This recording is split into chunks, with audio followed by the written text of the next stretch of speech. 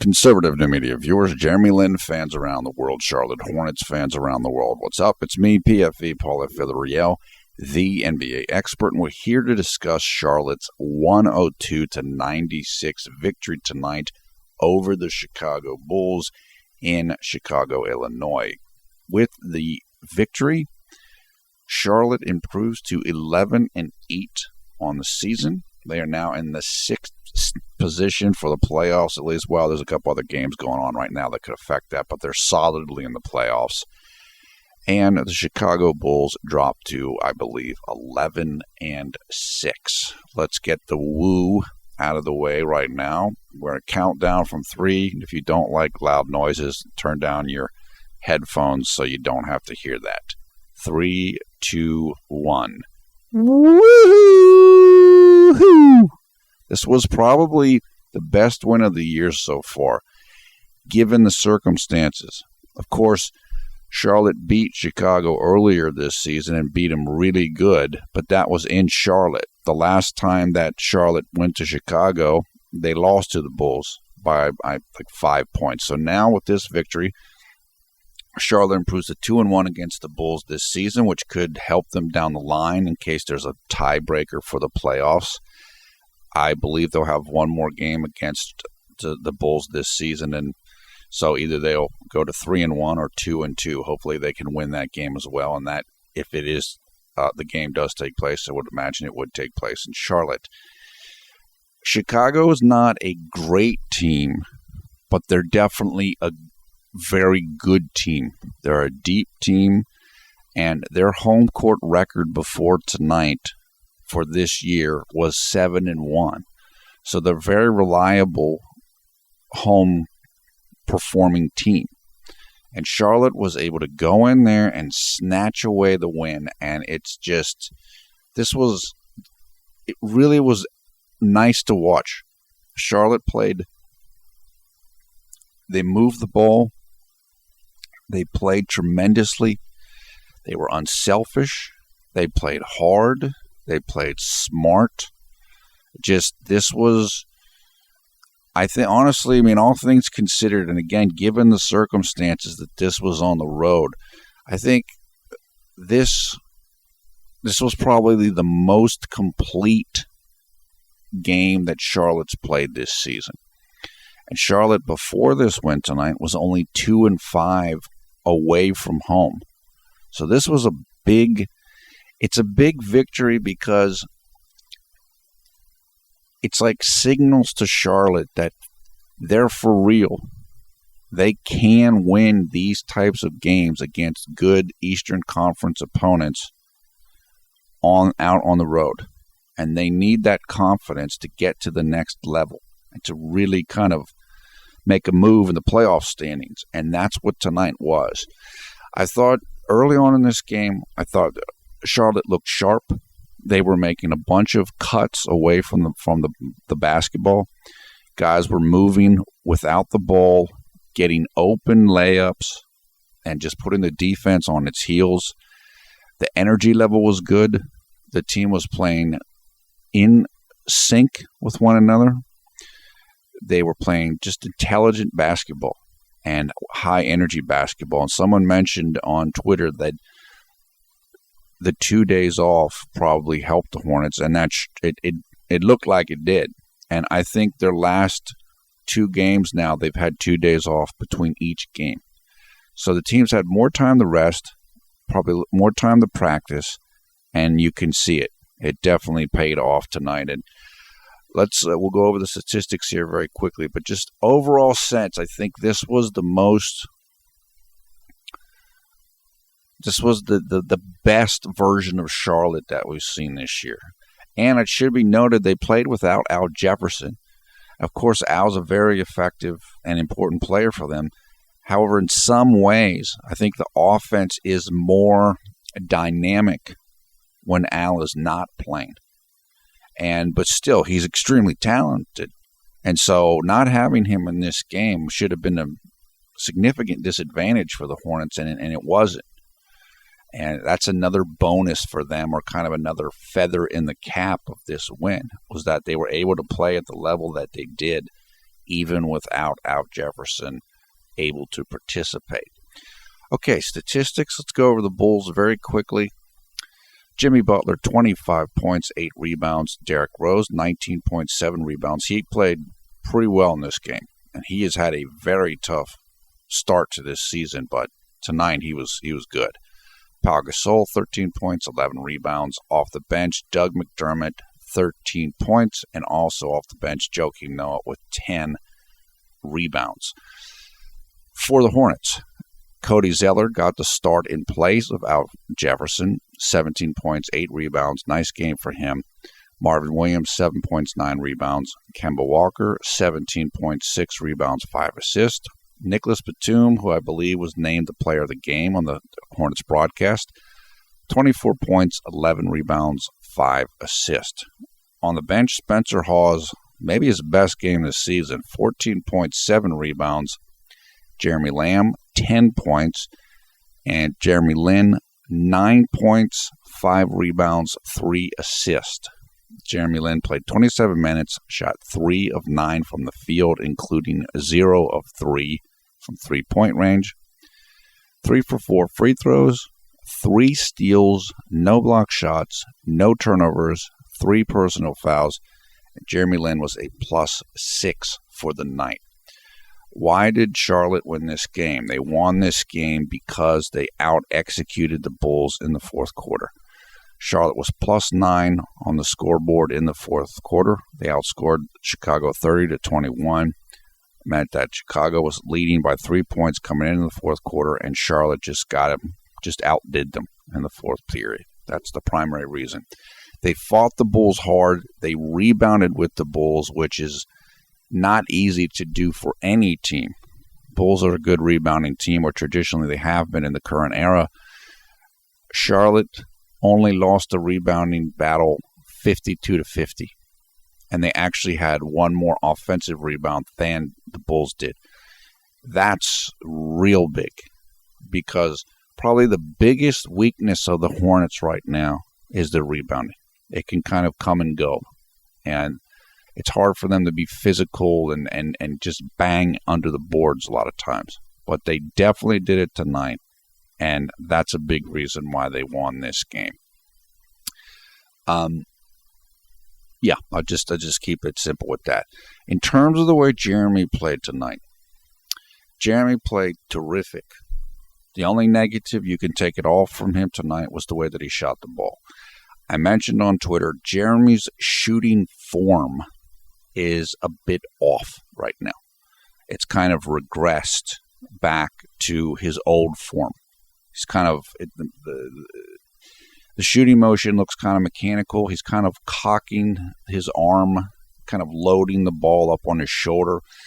It's just something he's got to work at.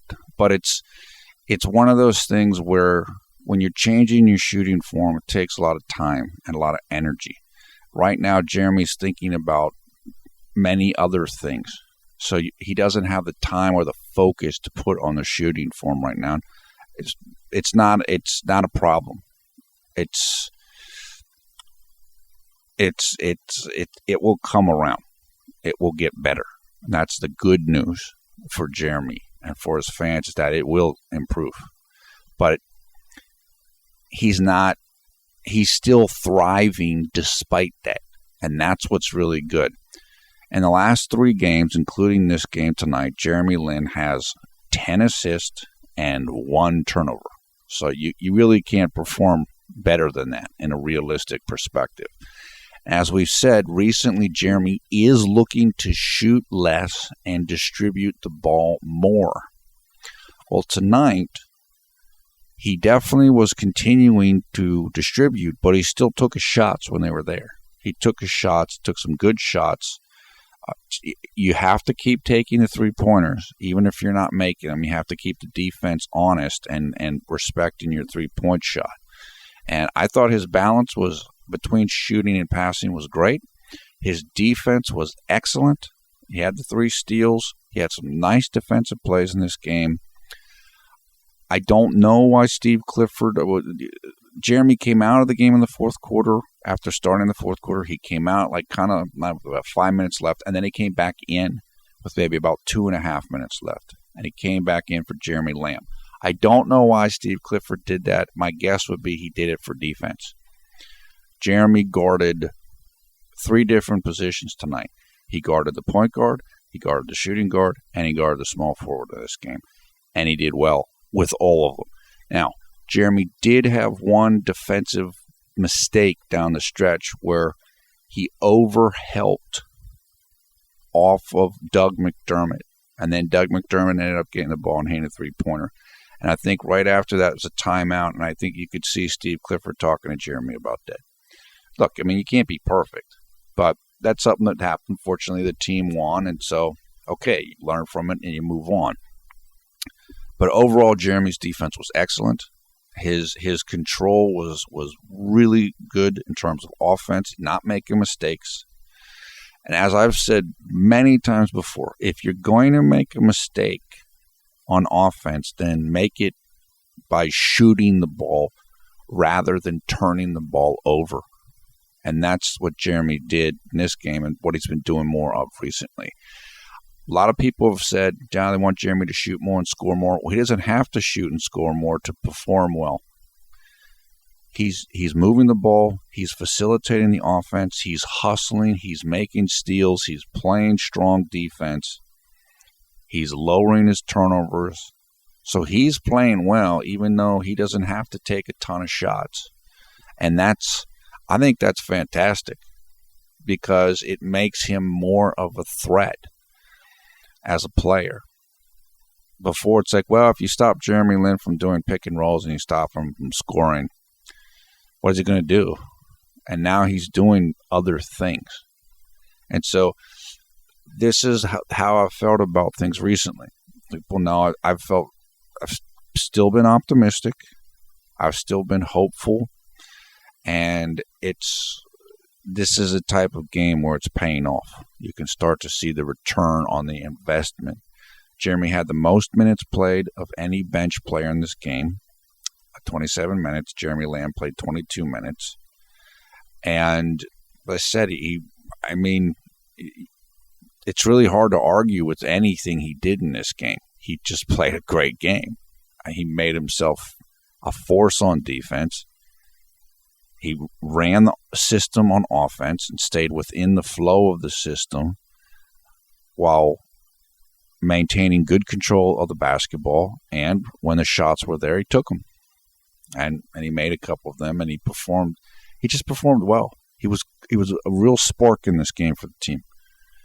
And what's great about this, I'm just glad for Jeremy's fans that he was able to do this so soon after the last game against the Warriors. I think it was. We only played like 13 minutes. And fans were upset. They were disappointed. What's happening to him? He's being marginalized and so forth. And it's just great to have this kind of recovery game right after that. Jeremy plays the most minutes off the bench. He plays really well. His energy level's high. So he definitely was one of the heroes of the game. And I think that this is what it's going to be like this year. There's going to be ups and downs because Steve Clifford, in his mind, is taking the approach that he's going to use different players to close out games on different days. And Jeremy's one of those guys that's going to be in and out, as opposed to maybe somebody like Kemba Walker, who's going to be in for most game finishes. Okay? I mean, like I said, look, as a Jeremy Lin fan, that's not a perfect situation. It's not, but just play your role. Just do what you can do with it. And tonight, Jeremy did great with it. And if he plays like this, he's going to be finishing out a whole bunch more games this season. Jeremy he's improving. He's improving within this system. He's improving in terms of getting chemistry with his teammates here at Charlotte in the second unit and the first unit, I might add. He's working on his turnovers. I mean, everything's going forward for him. That's why I said I'm content with how things have played out so far this year. And in doing some analysis earlier today on Jeremy's statistics, specifically the statistic RPM, which is real plus minus, which is an ESPN statistic, but it's a very highly valued statistic. Jeremy's number right now, and the goal for this number is to be positive and as high positive as possible. That's higher is better. Jeremy's number right now is about minus 0.72, which is, it's like average in the league right now. Somewhere it's kind of, it's not too far from the middle. In the last 2 seasons, Jeremy's had a positive number. And in addition to that information, ESPN has run the statistic twice this season. And since they last ran it, Jeremy's improved considerably. Like the last time they had it out, it was like minus 2.13. So he's improved the number majorly. So what I expect is that Jeremy will finish the season with a positive number. And that means he's going to improve even more. And so I like the way things are trending right now. I think that the largest adjustment period for JLin with his team is over. And so now I think you're going to see more and more of the real JLin with more comfortability in the circumstances he's in right now. And the shot will come around more. I don't know if the shot's going to get to where Jeremy wants it to be during the season, but I'm sure it'll get better. I'm sure it'll keep getting better and better. And like I said earlier, when you change your shooting form, it takes a while for it to fully become your new muscle memory and what you're used to doing, and just becomes automatic. It's going to take time for Jeremy to do that. But as I said, rather than looking at that as a negative, I actually look at it as a positive, because there's still that much more growth potential in Jeremy. When it does come around, he's going to be even better. But now there were other aspects of his game, or just there are aspects of his game and others besides shooting he has to work on, or that he's had to work on in order to be what he can be. And one of those, as I mentioned, and people didn't like it, is he can get too reckless at certain times. He can come down the stretch in the fourth quarter, and it's like now he wants to turn it on, and he kind of dials up the switch a little too high. And so you get a couple of turnovers rather than a couple of positive plays. Well, in his last couple games, low turnovers and still really, really effective. So getting that recklessness out of his game is going to help him tremendously. You combine that with eventually the shooting will come around more, then you're getting closer to the maximum level that Jeremy can play at. And we're definitely not even close to that right now. We're not close to it. But we're on the road to it now. That's why I said this is the difference in the importance of Charlotte as compared to any of the 3 last stops. Compared to LA, compared to Houston, and compared to New York once they decided to get rid of Mike D'Antoni. This is... And I respect Mike Woodson, who was the guy that replaced Mike D'Antoni, but Jeremy wasn't going to have the same role anymore on that team that he had with Mike D'Antoni. So he could have improved, certainly, but it would have been just would have been a different environment then. Okay. And with some of the teammates, I think the teammates liked him, but then, he found out what he was going to get in his contract, and There were issues there. There could have been issues there, even though a lot of the guys got along with great. So certainly in Houston and in Los Angeles, there were major issues.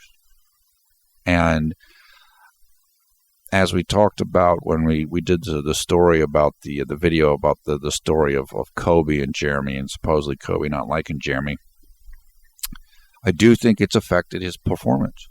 The same way that anybody would be affected if you have coworkers or bosses that you have huge issues with. It just, it makes things much more difficult to deal with and to kind of settle into.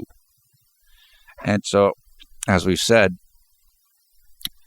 yes, Jeremy may move on from Charlotte after this season. I think that's a real likelihood or real possibility. He may not get quite as many minutes as he would like to get and as his fans would like him to get. He may not have exactly the role that would be best for him, like more of the consistent point guard role and handling the ball more and making more decisions. Still, he can have good coaching, good teammates, a lot of one-on-one work with Stephen Silas, the assistant coach. He can progress as a player, and he can progress without the drama and foolishness that's taken place in the last 3 years.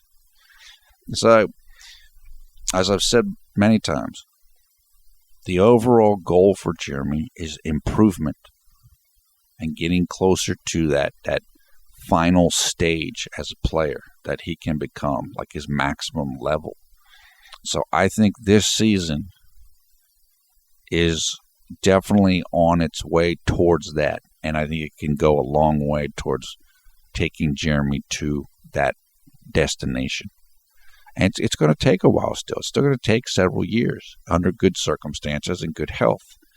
And but this can be a positive thing. This can be a positive thing. It really can be, and it's looking more and more like that right now. Jeremy's playing excellent basketball right now. He really is. And he seems calm and at peace. So it's starting to fit. It's starting to slow down for him. It's starting to make more sense for him. And I think he's more comfortable just playing that style, even if he does back off a little bit. And he's getting more okay with playing like that. And you do want to be able to play that way, even if you are a great scorer, even if you would do best with the ball in your hands most of the time. You still want to be able to play in a different way so that when you're in a situation where you don't have that, you can still be effective.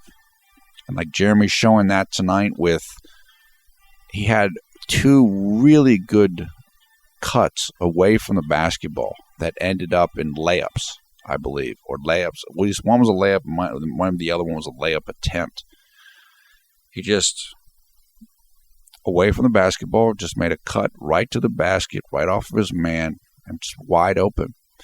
If you can get shots like that and scores like that, it makes it a whole heck of a lot easier to score a lot of points. And that's the best scorers. They find easy ways to get baskets, and you need to get some of those. And so honing those traits, honing those abilities is going to help Jeremy become a better player. And so, like I said, I'm happy that he has to work on that stuff, because that will help him down the line. Even if it'd be great if he was playing for Mike D'Antoni and running pick and roll the entire game and everything was a ball in his hands. You're only going to improve so much if that's what you do constantly. And so now Jeremy's had different circumstances and situations where he's had to develop his game. And he has developed it because he was forced to develop it. And so there is more of that happening right now this season, rather than playing to Jeremy's strengths. But that's going to help him, and it's being done in a competent way, in my opinion, as compared with some of these other situations he was in. Good coaching, good individual instruction, like with Stephen Silas. Decisions make sense. And the team and the coaching staff, the front office, the teammates like you. They want you there. They value you. And you know that, as compared with some of these other circumstances. And again, if the stuff with Kobe was true, I mean, Jeremy was like going through hell every single day. He had to go to practice. He's got to put up with Kobe stuff every darn day. That's just going to wear you out. I give credit to Jeremy because he performed great after the All-Star break last year. So he was able to kind of figure it out, even with whatever was going on with Kobe. Now, you don't have to do that. You don't have to commit that bandwidth to conflict resolution every single day. And look, I don't know what was going on between Harden and Jeremy in Houston, behind the scenes or whatever. They seem like they got whatever. We've seen Harden, scream at Jeremy on the court and some of this stuff. I do think there was friction there. I do think there was friction between Jeremy and McHale, and friction between Jeremy and Daryl Morey in terms of things that were said or discussed and what actually took place. There clearly was friction between Jeremy and the local media and the local fans, I believe. Now there isn't any of that. That makes things much easier to deal with. Much easier to deal with. And that's when you have more energy to spend on productive things rather than playing defense against a rabid fan base or against a teammate that doesn't like you. You can get a lot more done. You can get a lot more accomplished. This team is really shaping up well. They definitely look like playoff contenders now. This is a big win tonight. This is a statement victory. It's starting to really gel for the team as a whole. And that means guys are going to feel better. They're going to be more positive. They already are a high-character team. Now they're going to even be more resilient. I think this is, like I said, I think this is great for Jeremy. I do. I think this is going to work out really well for him. When we look back on his career down the line, regardless of whether he stays in Charlotte, I think we're going to look back in this season and say, that was really good. That might have been a turning point for him in terms of what happened for him for the rest of his career. So I couldn't be any happier. He, like I said, he played great tonight. The shooting will come around. It will come around, even if it's going to be hit and miss for a while this season. We know how well he shot in the preseason. It didn't really carry over to the season, and that can happen because the intensity level is higher in the regular season than preseason. And he's it has improved recently. Tonight was, the 3-point stuff is a little off, but like I said, get some of these other things taken care of the rest of your game, and then you can spend more time on that. So I think there'll be more and more energy to put into the shooting in the time to come with everything else kind of under control and handled. So, look, I'm thrilled. Jeremy played well. He was key to the win. He played the most minutes off the bench. He closed out the game. So all of the fears and concerns and points of contention that I think fans were having about him, they were all answered tonight. And like I said, so before you get on the roller coaster the next time, the emotional roller coaster, just remember this game. It's going to be some up and down. It's going to be some ups and downs, but there's still more ups to come.